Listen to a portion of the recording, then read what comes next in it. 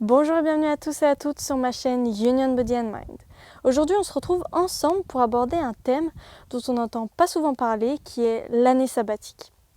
Si vous me suivez depuis un certain temps déjà, vous devez savoir qu'après mes études, après mon bac, j'ai décidé de prendre une année sabbatique tout simplement pour prendre un temps pour moi, pour explorer un peu le monde et m'explorer moi-même, pour réfléchir et méditer sur ce que j'aimais vraiment faire et éviter de me lancer dans des années d'études qui ne me correspondaient tout simplement pas. Et pendant cette année, j'ai vraiment étudié la question et l'histoire, l'origine de l'année sabbatique, et c'est aujourd'hui ce que j'ai envie de partager avec vous.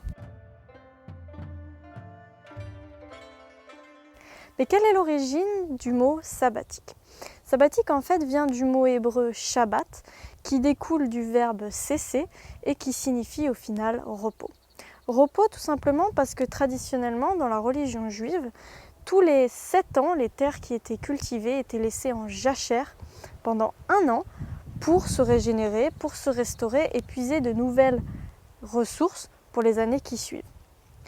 Donc il y avait vraiment 6 ans de travail intense de la terre et la 7e année était dédiée au repos et à la régénération des sols. Donc quand on voit en fait cette façon de fonctionner, on peut vraiment établir un parallèle avec la construction de nos semaines. Nos semaines sont composées donc de 7 jours, 6 jours consacrés à l'action, au travail, et le 7e jour au repos, traditionnellement en tout cas. Le jour du Seigneur, le jour du repos. Et quand on remarque ces similitudes, en fait, on voit qu'on touche à un principe du vivant qui est tout simplement cette alternance entre action et repos qui est primordiale. Et c'est grâce à cette alternance des deux, cette complémentarité des deux, que l'organisme, la terre, le vivant peut se renforcer et peut revenir à son état d'équilibre.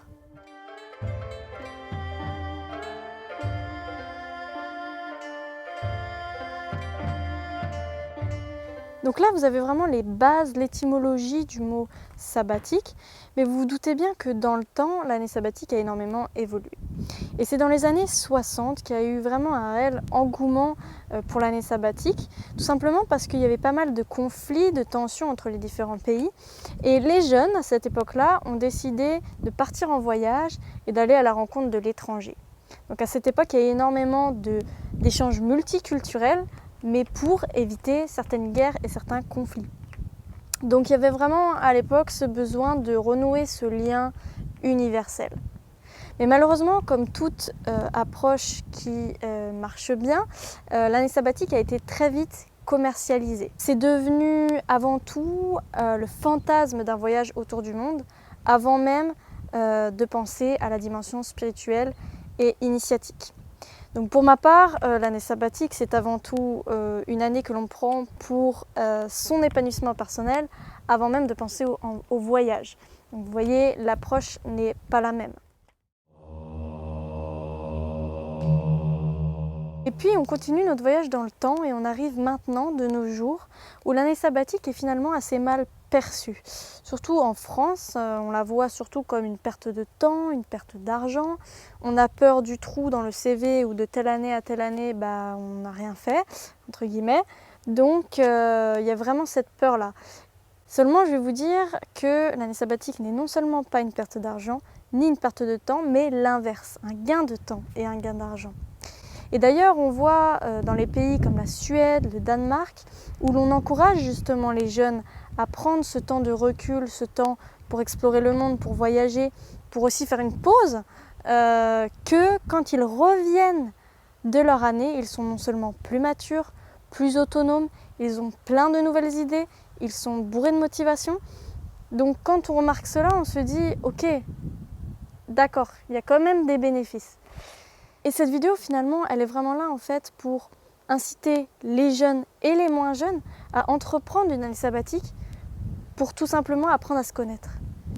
Et je pense que de nos jours, avec le nombre de dépressions, le nombre de burn-out, le nombre de personnes qui n'aiment pas ce qu'elles font, il est plus qu'important de retrouver un sens à nos vies. Parce qu'on est dans une période très compliquée et je pense que le monde de demain sera fait de personnes passionnées, de personnes qui aiment ce qu'elles font, qui sont rayonnantes dans ce qu'elles font.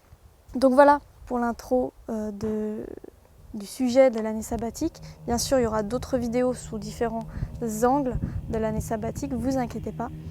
N'hésitez pas à liker, à commenter, à partager, à vous abonner, enfin bon, vous connaissez déjà le truc. J'espère que cette vidéo vous a plu et sur ce, je vous souhaite une très belle journée. À bientôt les amis.